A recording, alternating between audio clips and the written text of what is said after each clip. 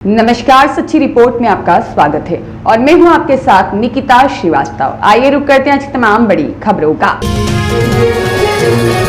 शिवसेना शिंदे कार्यकारिणी का हुआ विस्तार। शिवदत्त सिंह विभाग प्रमुख और नरपत सिंह भाटी पाली तहसील प्रमुख मनोनीत हुए। पाली जिला मुख्यालय पर शिवसेना शिंदे की ओर से अति आवश्यक बैठक का आयोजन किया गया।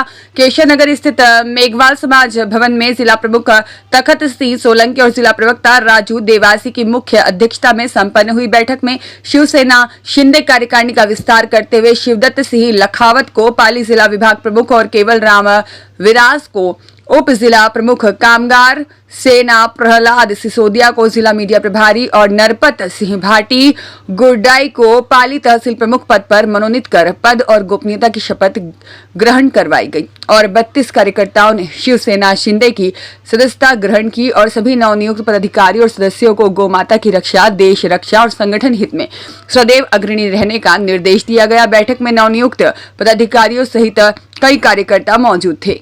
सुरेश पवार की रिपोर्ट।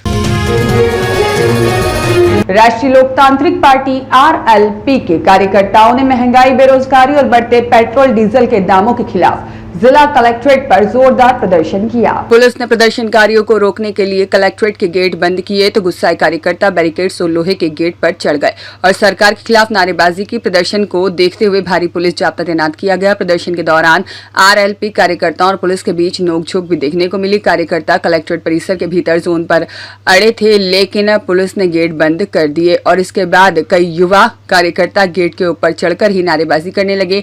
आरएलपी के प्रतिनिधिमंडल ने जिला प्रभारी रामदीन चौधरी के नेतृत्व में जिला कलेक्टर को राज्यपाल के नाम 6 सूत्रीय मांगों को लेकर ज्ञापन सौंपा। ज्ञापन में प्रदेश में बढ़ती बेरोजगारी को कम करने, नए रोजगार का सृजन करने की मांग की गई। साथ ही पेपर लीक की घटनाएं रोकने की मांग की गई और ज्ञापन में बताया गया कि राजस्थान की कानून व्यवस्था पूरी तरह चरमरा चुकी है। अपराधों का ग्राफ बढ़ने से स्थिति बेहद खराब है, दयनीय है और शोचनीय हो गई है।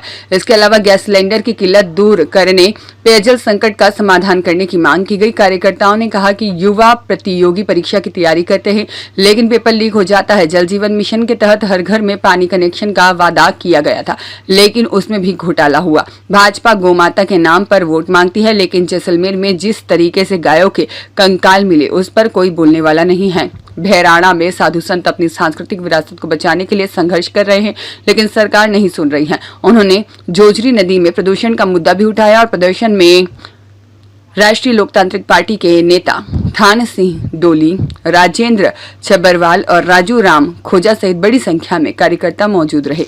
कॉलोनी में पानी नहीं है, टंकी नहीं, बड़ी बड़ी मारे, रोड ही नहीं है, समस्या है। पानी नहीं है, टंकी नहीं करा, पानी वास्ते 10 साल में कोई हुआ नहीं करे हमारे, हमें टंकी वास्ते हटाया कोई पानी आवे ही नहीं, हमारे पाइप ही नहीं है। 1000 रुपया ले टंकर है, मजदूर आदमी सब कॉलोनी में पूरा पानी है कोई।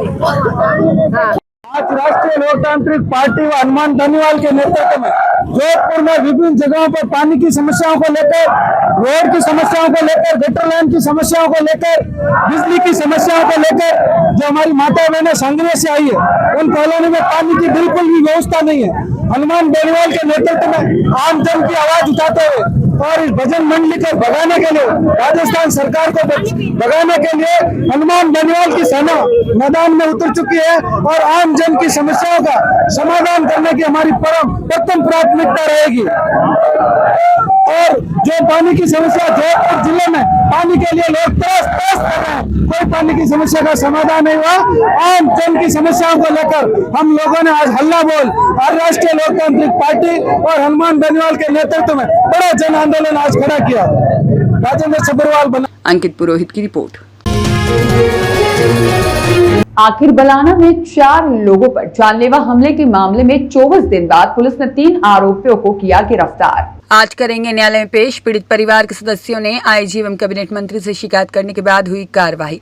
24 दिन पूर्व मलाना गांव में बलाना में 4 लोगों पर लोहे के सरियों से जानलेवा हमले के मामले में 24 दिन बाद पुलिस ने मंगलवार को हमले के आरोपी रमेश कुमार पुत्र हिमताराम मीणा, सुरेश कुमार पुत्र शेषाराम मीणा और कांतिलाल पुत्र रंगनाराम मीणा निवासी गण दुबाना को गिरफ्तार किया है। सहायक उप निरीक्षक गोपाल सिंह ने बताया कि गिरफ्तार तीनों आरोपियों को बुधवार को न्यायालय में किया जाएगा पेश और दरअसल थाना क्षेत्र के बलाना गांव में 9 मई को हुए बहुचर्चित जानलेवा हमला प्रकरण में अधिक समय बीत जाने के बावजूद भी आरोपियों की गिरफ्तारी नहीं होने से पीड़ित परिवार पुलिस की कार्यशैली पर गंभीर सवाल खड़े करते हुए बार बार आईजी और कैबिनेट मंत्री से शिकायत कर पीड़ित परिवार के सदस्यों द्वारा न्याय की गुहार लगाते हुए बताया गया कि 9 मई को बाबूलाल मीणा, जितेंद्र कुमार मीणा और मांगीलाल मीणा और पूरा राम मीणा पर लोहे के सरियों और रॉड से हमला किया गया था। हमलावरों ने सीधे सिर को निशाना बनाकर ताबड़तोड़ वार किए, जिससे चारों गंभीर रूप से घायल हो गए। परिवार का कहना है कि यह कोई सामान्य मारपीट नहीं थी, बल्कि सुनियोजित तरीके से किया गया जानलेवा हमला था। उक्त घटना में पूरा राम मीणा के सिर में अत्यंत गंभीर चोट आई, जिसके चलते उन्हें गुजरात के अहमदाबाद रेफर करना पड़ा। वहां विशेषज्ञ चिकित्सकों द्वारा उनके सिर की गंभीर सर्जरी की गई। वहीं बाबूलाल मीणा के सिर में गंभीर चोट के साथ हाथ में फ्रैक्चर पाया गया। जितेंद्र कुमार मीणा के सिर में गंभीर चोट लगने के बाद उनके कानों से लगातार खून बहता रहा, जिसके कारण उन्हें भी उचित उपचार के लिए गुजरात रेफर करना पड़ा। जबकि मांगीलाल मीणा के सिर में गंभीर चोट आने के साथ साथ उनके जबड़े की हड्डी फ्रैक्चर होना सामने आया था।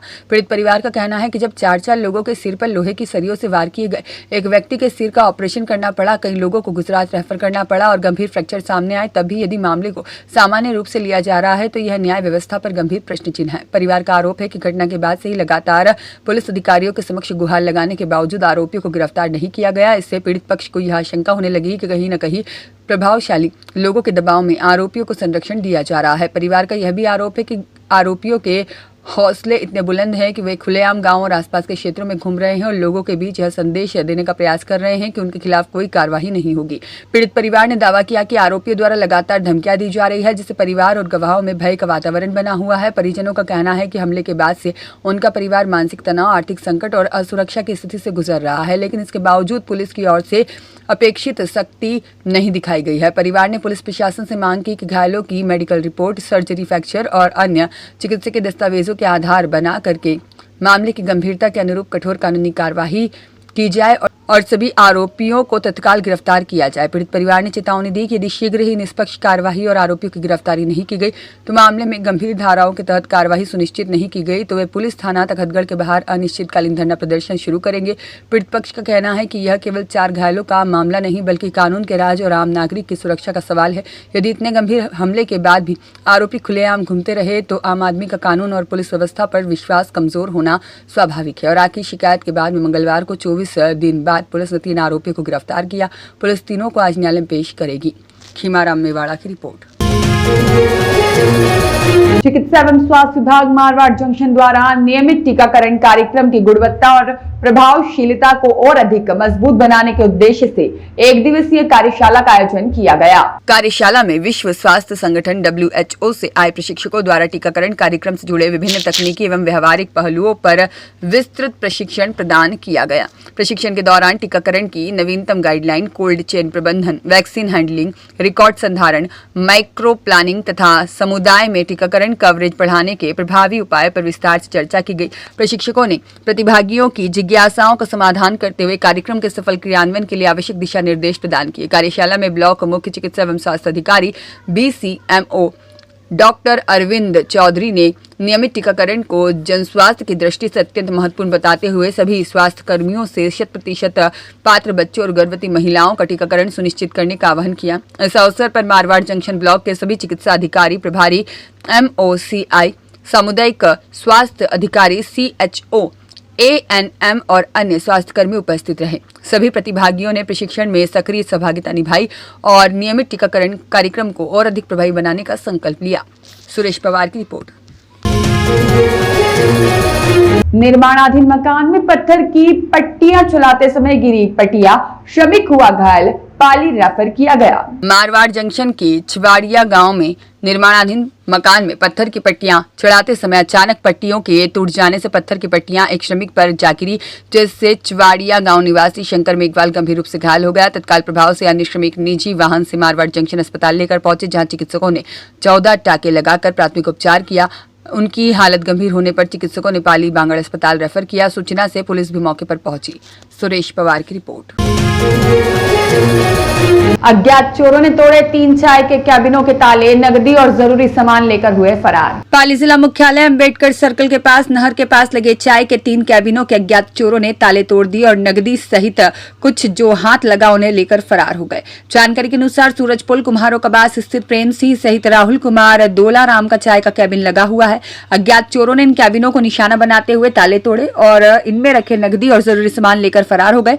सूचना से ट्रांसपोर्ट नगर थाना पुलिस मौके पर पहुंची और आसपास के क्षेत्रों में लगे सीसीटीवी फुटेज खंगालने में जुट गई। जानकारी के अनुसार पूर्व में भी 2 बार इन कैबिनों के ताले तोड़े गए। अज्ञात चोर नकदी लेकर फरार हो गए थे, उनका भी अभी तक पता नहीं चल पाया है। लगातार हो रही इन कैबिनों में चोरियों की वजह से आज कैबिन मालिकों में आक्रोश पनप रहा है और वह आक्रोश जता रहे हैं।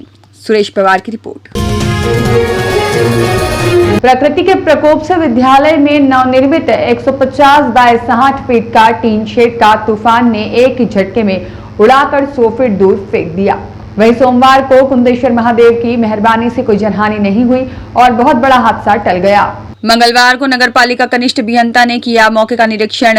प्रकृति का कोई भरोसा नहीं होता और प्रकृति जब चाहे तब ऐसी विपदा खड़ी कर देती है कि प्रकृति के आगे जो भी कुछ आया उसे तहस नहस कर देती है। कुछ ऐसा ही नजारा सोमवार को तखतगढ़ नगर में देखने को मिला। सोमवार शाम अचानक एक ऐसी प्रकृति के प्रकोप का जलवा देखने को मिला जो मौसम ने करवट बदलते ही तेज रफ्तार से आया आंधी तूफान ने राजकीय संघवी केसरी उच्चतर माध्यमिक विद्यालय के पीछे हाल ही में विधायक मद से रुपए 10 लाख की लागत से नवनिर्मित 150 बाय 60 फीट का टीन शेड को तूफान ने एक ही झटके में लोहे की एंगल सहित 60 फीट ऊंचाई से उठाकर विद्यालय परिसर और मुख्य द्वार से सड़क 100 फीट दूर फेंक दिया। टीन शेड की चपेट में आए पेड़ की शाखाएं भी गिर गई। गनीमत रही कि घटना के वक्त विद्यालय की छुट्टी होने और आंधी के कारण मेन रोड पर लोगों की चहल पहल नहीं होने और बड़ा हादसा टल गया। यह भी कुंदेश्वर महादेव की कृपा से किसी प्रकार की जनहानि होने से बच गई, अन्यथा तखतगढ़ नगर पर एक बड़ी आपदा भी खड़ी हो सकती थी। घटना के बाद मंगलवार को नगर पालिका के कनिष्ठ अभियंता आकाश गोमतीवाल ने मौके पर निरीक्षण किया और नुकसान का आकलन भी किया। खीमाराम मेवाड़ा। पेट्रोल डीजल की बढ़ती कीमतों को वापस लेने, नीट परीक्षा पेपर लीक में निष्पक्ष जांच करने की मांग को लेकर ब्लॉक कांग्रेस ने सौंपा ज्ञापन। पूर्व विधायक के नेतृत्व में राष्ट्रपति के नाम उपखंड अधिकारी को सौंपा गया ज्ञापन। मारवाड़ जंक्शन उपखंड मुख्यालय पर आज मारवाड़ जंक्शन ब्लॉक कांग्रेस के तत्वावधान में पूर्व विधायक खुशबीर सिंह के नेतृत्व में राष्ट्रपति के नाम ज्ञापन उपखंड अधिकारी को सौंपा गया।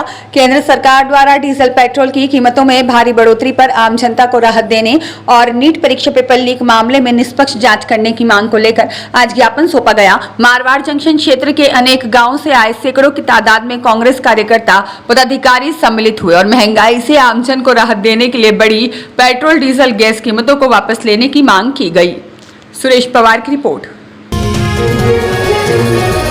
जम्मू कश्मीर के अधिकारों और राज्य दर्जे की बहाली की हर सकारात्मक पहल का समर्थन करेगी शिवसेना यूबीटी। भाजपा और नेशनल कॉन्फ्रेंस से रुख स्पष्ट करने और जनहित मुहिम का नेतृत्व करने का आह्वान। शिवसेना उद्धव बाला साहेब ठाकरे जम्मू कश्मीर इकाई के प्रदेश प्रमुख मनीष साहनी ने पीडीपी अध्यक्ष एवं पूर्व मुख्यमंत्री महबूबा मुफ्ती द्वारा विभिन्न राजनीतिक दलों को लिखे गए पत्र का स्वागत करते हुए इसे जम्मू कश्मीर के अधिकारों और राज्य दर्जे की बहाली के मुद्दे पर सार्थक संवाद की दिशा में एक सकारात्मक पहल बताया है। और प्रेस को जारी बयान में साहनी ने कहा कि जम्मू कश्मीर की पहचान संवैधानिक अधिकारों और पूर्ण राज्य के दर्जे की बहाली का प्रश्न किसी एक राजनीतिक दल या विचारधारा का नहीं बल्कि पूरे प्रदेश की जनता की भावनाओं, आकांक्षाओं और भविष्य से जुड़े हुए विषय का है। इसलिए जनता के हित में उठाए जाने वाले हर सकारात्मक कदम का शिवसेना यूबीटी समर्थन करेगी। साहनी ने कहा कि 5 अगस्त 2019 के बाद जम्मू कश्मीर का राज्य दर्जा समाप्त कर इसे केंद्र शासित प्रदेश में परिवर्तित किया गया था। तब से प्रदेश की जनता अपने पूर्ण लोकतांत्रिक अधिकारों और राज्य के संवैधानिक दर्जे की बहाली की प्रतीक्षा कर रही है।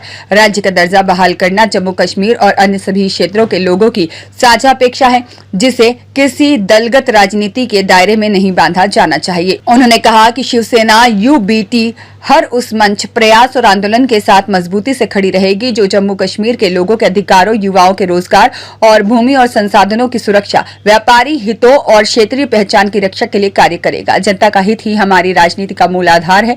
साहनी ने स्पष्ट किया कि राज्य दर्जे की बहाली की मांग को किसी नए राजनीतिक गठबंधन का या फिर चुनावी समीकरण के चश्मे से नहीं देखना जाना चाहिए। यह जम्मू कश्मीर की जनता के अधिकारों और सम्मान से जुड़ा विषय है। दुर्भाग्यपूर्ण है कि इसने महत्वपूर्ण जनहित के मुद्दे पर भी हर कोई राजनीतिक दल एक दूसरे पर आरोप प्रत्यारोप लगाने में व्यस्त है। उन्होंने कहा कि लद्दाख में विभिन्न राजनीतिक, सामाजिक और धार्मिक संगठनों ने अपने मतभेदों से ऊपर उठकर भूमि, रोजगार, संवैधानिक सुरक्षा और क्षेत्रीय अधिकारों के लिए एकजुट होकर संघर्ष किया। यदि लद्दाख में यह संभव है तो जम्मू कश्मीर में भी सभी राजनीतिक दलों को राजनीतिक स्वार्थों से ऊपर उठकर जनता के हित में साझा मंच तैयार करना चाहिए।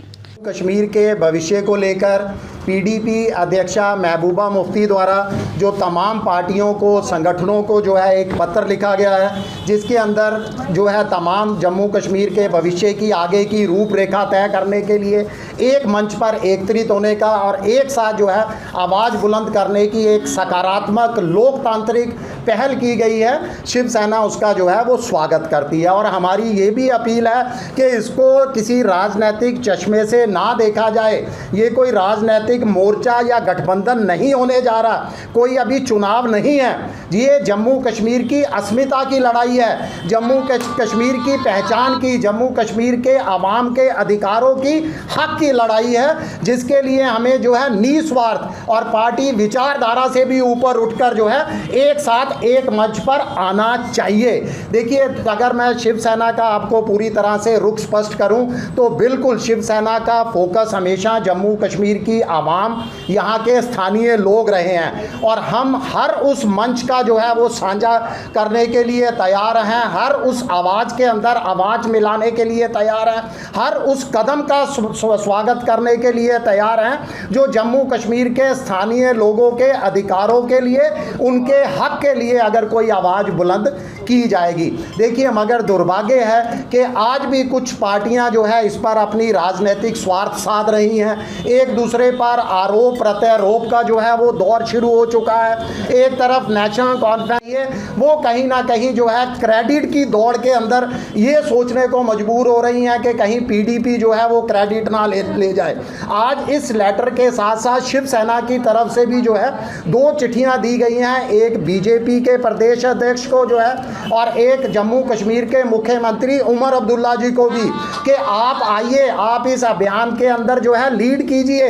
अगर आपको क्रेडिट का किसी तरह का जो है डर है तो आप दोनों पार्टियां आगे आइए, लीड करते हुए आप क्रेडिट लीजिए और कृपा करके अपना रुख भी जो है वो स्पष्ट कीजिए, क्योंकि बहुत हो चुका। देखिए, 5 अगस्त 2019 की बात है, लगभग 7 साल जो है वो पूरे होने को हैं जम्मू कश्मीर का राज्य का दर्जा छीने हुए, जम्मू कश्मीर के अवाम के अधिकारों को छीने हुए। बहुत लंबा इंतजार जो है वो जनता ने और हम तमाम लोगों ने जो है वो सहन किया है। अब बर्दाश्त की सीमा जो है वो ख़त्म हो चुकी है। अब तमाम पार्टियों से हमने जो है अपना रुख स्पष्ट करने का भी निवेदन किया है। आप लोगों से भी जो है निवेदन है कि जब भी आप बीजेपी कार्यालय या मुख्यमंत्री या एनसी के किसी से मिलें, उनसे ज़रूर पूछिए कि आप जम्मू कश्मीर के राज्य दर्जा बहाली के लिए क्या आपका रुख है। क्या आप नहीं चाहते कि केंद्र सरकार के समक्ष जो है इसको एकजुटता के साथ रखा जाए? अरे, लेह लद्दाख तो हमारे सामने उदाहरण है और ताज़ा उदाहरण है। लेह लद्दाख के अंदर दोनों पक्ष और विपक्ष ने एकजुटता के साथ केंद्र के समक्ष पुरजोर अपनी मांगों को रखा और आज वहां पर सकारात्मक जो है वो पहल चल रही है, सकारात्मक बातचीत जो है वो आगे बढ़ रही है। तो हमारी सीधी और स्पष्ट मांग है कि जम्मू कश्मीर के लिए भी तमाम पार्टियां जो है एक मंच पर आएँ, एकजुटता के साथ जो है आवाज़ बुलंद की जाए। आज जनता भी जानना चाहती है कि कौन सी पार्टी उनके लिए आवाज़ बुलंद कर रही है और कौन सी पार्टी जो है अपनी राजनीतिक रोटियां सेक रही है। ऋषि कुमार की रिपोर्ट। नासिक से जोधपुर आ रही स्लीपर कोच बस में यात्री की मौत।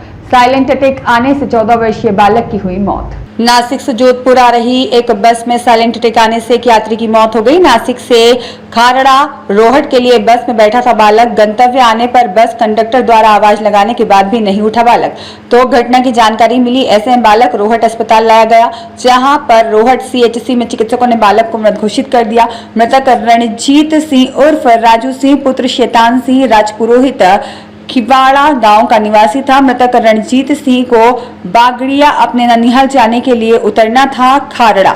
बालक का मामा आया था खारड़ा बस स्टैंड पर लेने के लिए। सूचना से रोहट थाना पुलिस ने मौके पर पहुंची और शव को कब्जे में लेकर पोस्टमार्टम करवाकर शव परिजनों के सुपुर्द किया। हादसे के बाद परिजनों का रो रो कर बुरा हाल हो गया है। सुरेश पवार की रिपोर्ट। राजकीय आवास कला में सरगरा समाज का नया एरिया गठन, सामाजिक सुधारों पर लिए गए महत्वपूर्ण निर्णय।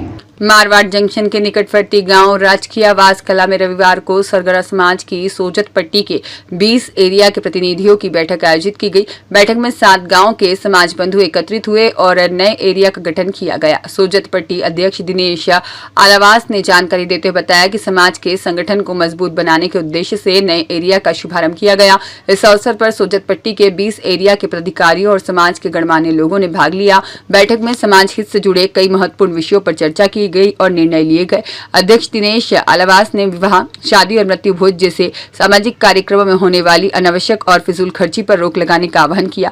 साथ ही समाज में व्याप्त कुरीतियों को समाप्त करने और सामाजिक जागरूकता बढ़ाने के सामूहिक प्रयास करने का संकल्प भी लिया गया। बैठक में उपस्थित समाजजनों ने सामूहिक एकता, शिक्षा के प्रचार प्रसार और समाज सुधार के कार्यों को आगे बढ़ाने का भी संकल्प व्यक्त किया। नए एरिया के गठन को समाज की संगठनात्मक मजबूती की दिशा में एक महत्वपूर्ण कदम माना जा रहा है।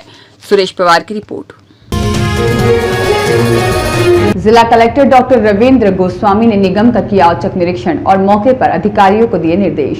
जिला कलेक्टर डॉक्टर रविंद्र गोस्वामी ने बुधवार को नगर निगम का औचक निरीक्षण किया। उन्होंने इस दौरान निगम की विभिन्न शाखाओं की कार्यप्रणाली, योजनाओं, कार्य और व्यवस्थाओं की जानकारी लेकर आवश्यक निर्देश दिए। जिला कलेक्टर डॉक्टर गोस्वामी ने पाली नगर निगम के प्रधानमंत्री आवास योजना, शहरी राजस्व, गृह कर और नगरीय विकास कर अनुभाग भंडार शाखा का औचक निरीक्षण किया। उन्होंने इस दौरान कार्यप्रणाली और रजिस्ट्रार पत्रावलियों को देखा और मौके पर ही नगर निगम आयुक्त नवीन भारद्वाज और संबंधित कर्मियों को आवश्यक दिशा निर्देश दिए। इस दौरान उन्होंने आमजन की लाभान्वित की जाने वाली योजनाओं में प्रगति और कार्यों को भी देखा। निरीक्षण के दौरान नगर निगम परिसर में उपस्थित एक बुजुर्ग महिला ने जिला कलेक्टर को अपनी पेंशन संबंधित समस्या से अवगत कराया। महिला ने बताया कि लंबे समय से उसकी पेंशन में परेशानी आ रही है। इस पर जिला कलेक्टर ने संबंधित अधिकारियों को तत्काल कार्यवाही करते हुए उसी दिन पेंशन प्रकरण को निराकरण सुनिश्चित करने के निर्देश दिए। इस अवसर पर आयुक्त नगर निगम नवीन भारद्वाज, सचिव किशन सिंह रत्नू, जिला परियोजना अधिकारी प्रवीण सिंह और सहायक लेखा अधिकारी प्रथम ब्रजपाल सिंह, जगदीश कुमावत सहित नगर के अधिकारी और कार्मिक मौजूद रहे। सुरेश पवार की रिपोर्ट। स्वर्गीय श्री जालम सिंह जी महेचा की स्मृति में चतुर्थ रक्तदान शिविर का पोस्टर विमोचन किया गया। मारवाड़ के गौरव राष्ट्रपति पदक से सम्मानित पुलिस उप अधीक्षक स्वर्गीय श्री जालम सिंह जी महेचा की स्मृति में भारतीय सेना पुलिस कर्मी, चिकित्सा कर्मी, थैलेसीमिया पीड़ित बच्चों के लिए सालासर सेवा संस्थान के द्वारा चतुर्थ रक्तदान शिविर 7 जून रविवार को समय सुबह 8:30 से 5 बजे तक प्रताप नगर कायलाना रोड पर स्थित सिद्धार्थ इंटरनेशनल होटल में आयोजित किया जाएगा। बाली एडिशनल एसपी चैन सिंह महेचा ने बताया कि रक्तदान शिविर कार्यक्रम का पोस्टर विमोचन Jodhpur range IG Satyendra Singh, police commissioner Sharat Kaviraj और डीसीपी ईस्ट मनीष चौधरी, साथ ही ग्रामीण एसपी पीडी नित्या, यातायात पुलिस उपायुक्त शाहीन सी के कर कमलों द्वारा किया गया।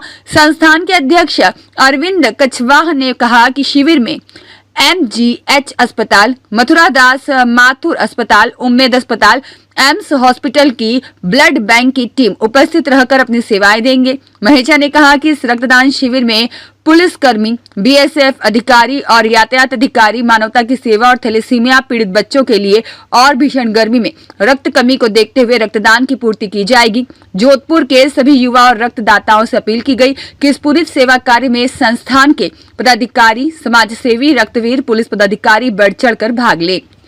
अंकित पुरोहित की रिपोर्ट। CCBP 2026 के अंतर्गत विशेषज्ञ व्याख्यान एवं विभागीय प्रेजेंटेशन का आयोजन कुलगुरु प्रोफेसर शुक्ल ने पर्यावरण संरक्षण की दिलाई शपथ। डॉक्टर सर्वपल्ली राधाकृष्णन राजस्थान आयुर्वेद विश्वविद्यालय जोधपुर में कुलगुरु प्रोफेसर वेद गोविंद सहाय शुक्ल के मार्गदर्शन में centre for human resource development द्वारा संचालित continuous capacity building programme CCBP 2026 के अंतर्गत विशेष व्याख्यान एवं विभागीय प्रस्तुतियों का आयोजन किया गया। कार्यक्रम में कुलगुरु महोदय ने कहा कि सतत शैक्षणिक गतिविधियां विद्यार्थियों और शिक्षकों के ज्ञान कौशल और अनुसंधान क्षमता को मजबूत बनाती हैं।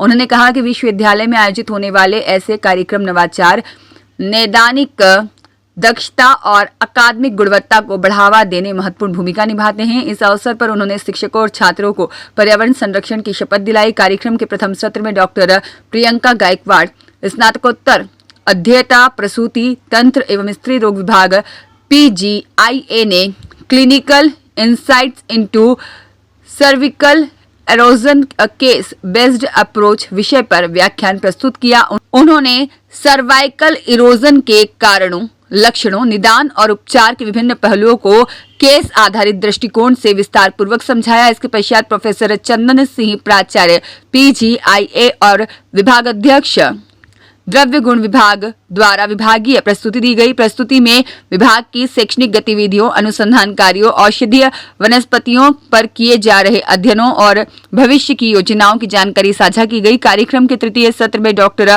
प्रवीण कुमार ने अगत तंत्र विभाग PGIA ने विभागीय प्रस्तुति देते हुए विश्व विज्ञान और फॉरेंसिक आयुर्वेद से संबंधित शैक्षणिक और अनुसंधान गतिविधियों का विवरण प्रस्तुत किया। उन्होंने विद्यार्थियों को विषय की वर्तमान प्रासंगिकता और रोजगार परक संभावनाओं से भी अवगत कराया। इस अवसर पर संकाय सदस्य और स्नातकोत्तर छात्र छात्राएं उपस्थित रहे।